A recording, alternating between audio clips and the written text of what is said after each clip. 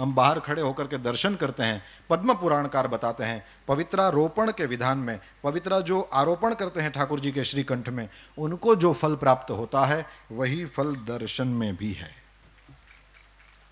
अब जो मेरे पास समय है उसमें मुझे जो मुख्य कहना था वो कहूँगा, तुलसी की महिमा सुनाऊंगा, क्योंकि तुलसी हमारे जीवन में हमारे साथ एकदम सटी हुई है और उसका हमको रोज काम पड़ता है, तो हम उसके साथ रहते हैं, इसलिए तुलसी जी की कुछ बातें आपको बताऊंगा।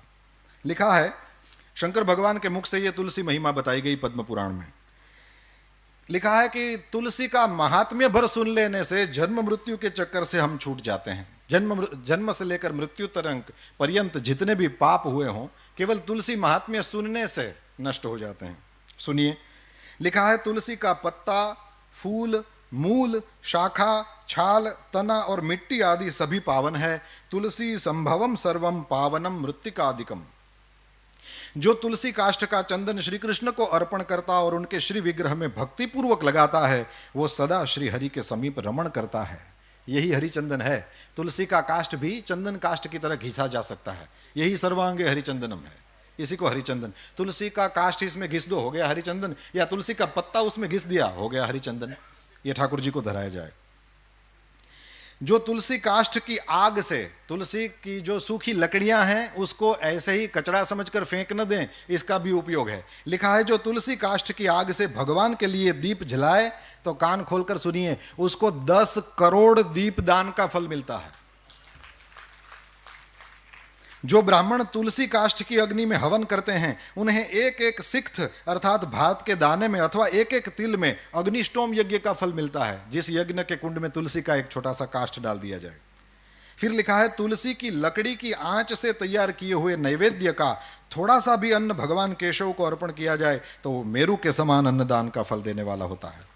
जो भगवान को तुलसी काष्ठ का धूप देता है, भगवान ने એટલે આપણે અગરબત્તી સળગાવીને મૂકી દેવાય ને, મેં ટ્રાય કરી લીધી બોલવું હતું એટલે પણ બુઝાઈ જાય, એટલે આપણે ઘી કે કંઈક લગાડીને કદાચ કરીએ તો રહેશે। લખ્યું છે कि जो भगवान को तुलसी काष्ठ का धूप देता है वह उसके फल स्वरूप 100 यज्ञानुष्ठान और 100 गौदान का फल प्राप्त करता है। केवल तुलसी काष्ठ का धूप, ये कचरा समझकर न फेंकें। आगे, जो मनुष्य अपने अंग में तुलसी की कीचड़ लगाकर श्री विष्णु का पूजन करता है उसे एक ही दिन में 100 दिनों के पूजन का फल प्राप्त होता है। ये सब कुछ गीता प्रेस से प्रकाशित पद्म पुराण में आप दर्शन कर सकते हैं। लिखा है तुलसी की जड़ की मिट्टी से स्नान करने से तीर्थ स्नान का फल मिलता है। जो तुलसी की नई मंजरी से भगवान की पूजा करता है वो जब तक सूर्य चंद्र है तब तक वो पुण्य भोगता है। तुलसी द्वारा पूजित होकर भगवान श्री हरि भयंकर उत्पातों, रोगों तथा अनेक दुर्निमित्तों का भी नाश कर डालते हैं। फिर लिखा है प्रतिदिन तुलसी दल से पूजा करेगा कोई व्यक्ति भगवान की तो वह धनवान होता है। तुलसी की मूर्ति संपूर्ण सिद्धियों को प्रदान करने वाली है। फिर लिखा है पार्वण श्राद्ध के अवसर पर श्रावण मास में तथा संक्रांति के दिन तुलसी का पौधा लगाना ये अत्यंत पुण्यदायी है। तुलसी की जड़ में ब्रह्मा जी रहते हैं, मध्य भाग में भगवान जनार्दन रहते हैं और मंजरी में रुद्रदेव का निवास है, इसलिए शायद मंजरी रुद्रदेव को चढ़ती है। जिस घर, गांव या वन में तुलसी का वृक्ष हो वहां जगदीश्वर श्री विष्णु प्रसन्न चित्त होकर निवास करते हैं। उस घर में दरिद्रता नहीं होती, वहां दुख भय रोग नहीं ठहरते। जहां तुलसी की सुगंध लेकर हवा चलती है वहां की 10 दिशाएं और 4 प्रकार के जीव पवित्र हो जाते हैं। जिस घर में तुलसी के मूल की मिट्टी हो वहां संपूर्ण देवता तथा कल्याणमयी भगवान श्री हरि सर्वदा स्थित रहते हैं। विशेषतः, अब ये थोड़ा अनजान सा लगेगा पर सुनेंगे तो बड़ा आनंद आएगा। लिखा है विशेषतः शिव मंदिर में यदि तुलसी का वृक्ष लगाया जाए तो उसमें से जितने बीज तैयार होते हैं, मंजरी और मंजरी जब सूख जाए तो उसमें से बीज तैयार होते हैं, उसी को बो दें, आपको कहीं उसके पौधे लेने जाने की जरूरत नहीं, अपनी ही तुलसी से बार बार आप अपना तुलसी का पौधा नया कर लेंगे। तो मंजरियों को संभालना चाहिए, उससे वहीं फिर हमको ये विदेशों में रहने वाले जब तुलसी संभालना चाहें तो उनके लिए बहुत अच्छा ये मंजरी वाला उपाय है। तो लिखा है कि शिव मंदिर में यदि तुलसी का वृक्ष लगाया जाए तो उसमें से जितने बीज तैयार होते हैं, फिर कान खोल के सुने, उतने ही युगों तक मनुष्य स्वर्गलोक में निवास करता है। भगवान के समीप पृथ्वी तल पर तुलसी लगाने से सदा वैकुंठ की प्राप्ति। तुलसी सर्वत्र पवित्र है और पुण्य तीर्थों में वो अधिक पावन मानी गई है। और फिर लिखा है कि तुलसी वृक्ष के बगीचे का दर्शन और स्पर्श कर लेने मात्र से भी ब्रह्म हत्या आदि पाप नष्ट हो जाते हैं। जिनका मृत शरीर, अब थोड़ी और्ध्वदेहिक बातें भी कर लें और फिर मैं पूरा करूंगा। लिखा है जिनका मृत शरीर तुलसी काष्ठ की आग से जलाया जाता है वे विष्णु लोक में जाते हैं। ये जब से मैंने पढ़ा है, मैं जहां भी पहुंचता हूं, किसी की अर्थी वगैरह को देखता हूं, अपने घर से तुलसी काष्ठ ले जाता हूं या वहां कहीं खोज करके उसमें डाल देता हूं। इसमें सबसे पहली मेरी दादी माँ थी। मैंने जब पढ़ा तो उसके बाद सबसे पहली जो भगवान के धाम में गई वो मेरी दादी थी, और मैंने उसी इस वचन को याद करके तुलसी काष्ठ कर दिया। मैंने कहा वह तो वैसे ही जाएगी, हवेली में जिंदगी भर ठाकुर जी की सेवा करने वाली क्यों वैकुंठ में नहीं जाएगी, वो तो यहाँ थी तब भी वैकुंठ में थी। तो ये करने जैसा है, ये हम कर सकते हैं, इसलिए मैं कह रहा हूं जिनका मृत शरीर तुलसी काष्ठ की आग से जलाया जाता है वे विष्णु लोक में जाते हैं। मृत व्यक्ति यदि व्यभिचार आदि किसी भी पाप से ग्रस्त हो, तुलसी काष्ठ की अग्नि से देह का संस्कार होगा तो वो शुद्ध हो जाएगा। लिखा है जिसकी मृत्यु के समय श्री हरि का कीर्तन स्मरण और तुलसी की लकड़ी से जिस शरीर का दाह किया जाए उसका पुनर्जन्म नहीं होता। आपको लगेगा कि इतने सारे तुलसी काष्ठ कहां से लाएं, क्योंकि मनुष्य शरीर के लिए तो ज्यादा चाहिए। तो यहां लिख दिया है यदि दाह संस्कार के समय अन्य लकड़ियों के भीतर एक भी तुलसी काष्ठ हो तो करोड़ों पापों से युक्त होने पर भी मनुष्य की मुक्ति हो जाती है। तुलसी काष्ठ से मिश्रित होने पर सभी काष्ठ पवित्र हो जाते हैं। वैसे श्मशान में यदि कभी जाना हो तो लिखा है कि श्मशान का वो जो मृतक अग्नि है, चिता जब जलाई जाए तो मृतक जो अग्नि है उसमें से जो धुआं उठता है, वो धुआं यदि स्पर्श कर जाए तो लिखा है कि जन्म भर किया हुआ पुण्य खत्म हो जाता है। अब यहां और कुछ लिखा है, यदि तुलसी का स्पर्श करा दिया जाए तो क्या होगा।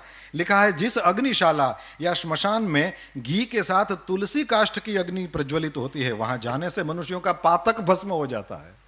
उसमें पुण्य भस्म हो जाने की बात है, यहां पाप भस्म हो जाने की बात आई। तुलसी काष्ठ की अग्नि से मृत मनुष्य का दाह होता देख क्या होता है, बोले विष्णुदूत ही आकर उसको वैकुंठ में ले जाते हैं। वो करोड़ों जन्मों के पापों से मुक्त होकर भगवान विष्णु को प्राप्त करता है। जो मनुष्य तुलसी काष्ठ की अग्नि में जलाए जाते हैं उन्हें विमान पर बैठकर वैकुंठ में जाते देखकर देवता उनके ऊपर पुष्पांजलि चढ़ाते हैं। ऐसे जीव को देखकर भगवान विष्णु और शिव संतुष्ट होते हैं, और लिखा है श्री जनार्दन सामने जाकर हाथ पकड़कर अपने अक्षरधाम में ले जाते हैं। और फिर पिंडदान की बात, पिंडदान में ये लिखा है कि तुलसी दल को मिलाकर पिंडदान करने से 100 वर्ष तक पितर तृप्त रहते हैं। ये तो किया ही जाता है। तुलसी वन की छाया में पितरों को तर्पण करना चाहिए। वहां किया हुआ पिंडदान लिखा है पितरों के लिए अक्षय होता है।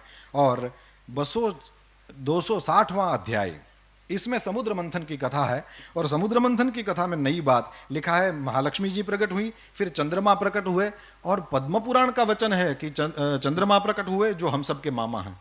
पद्म पुराण में लिखा है कि चंद्रमा हम सबके मामा हैं। ये केवल हमारी दादियों से सुना हुआ नहीं है, पुराण भी इसके साक्षी देता है कि चंद्रमा सबके मामा हैं। अब मैया है महालक्ष्मी जी, श्री जी, और मामा हो गए ना। और फिर लिखा है कि इनके बाद समुद्र मंथन से भगवान श्री हरि की पत्नी तुलसी जी प्रकट हुई, जो परम पवित्र है और संपूर्ण विश्व को पावन बनाने वाली है। जगन माता तुलसी का प्रादुर्भाव श्री हरि की पूजा के लिए ही हुआ है। और सच में कभी भी श्री हरि का दर्शन करिए, मंगला के बाद जब ऋषि कुमार ठाकुर जी को सजा देते हैं पुष्पों की मालाओं से, तो उनके चरणों का फिर दर्शन नहीं होता। वो इसलिए नहीं कि नहीं कराना चाहते, लेकिन इसलिए कि उसमें तुलसी से वो दोनों चरण अच्छा देते रहते हैं। अंत में श्री राजेंद्र दास जी महाराज के द्वारा सुनी हुई एक बात कह करके पूरा करूंगा। उन्होंने कहा कि तुलसी जी क्यों इतनी ज़्यादा चढ़ाई जाती हैं। बोले इसलिए चढ़ाई जाती हैं कि तुलसी की जो मंजरी होती है, उस मंजरी में सफ़ेद छोटे छोटे फूल होते हैं, उसमें से कोई सुगंध आती है। मैंने तो कोशिश करी, लेकिन मेरी इस प्राकृत नासिका को उसमें से कोई गंध नहीं मैं प्राप्त कर सका। उतना पता नहीं मेरा पुण्य नहीं होगा, पर उसमें से जो सुगंध आती है, महाराज जी ने कहा, श्री राजेंद्र दास जी महाराज ने कहा कि वही सुगंध श्री राधा जी, श्री श्री जी के शरीर से आती है, और इसलिए ठाकुर जी को तुलसी जी ज़्यादा पसंद है।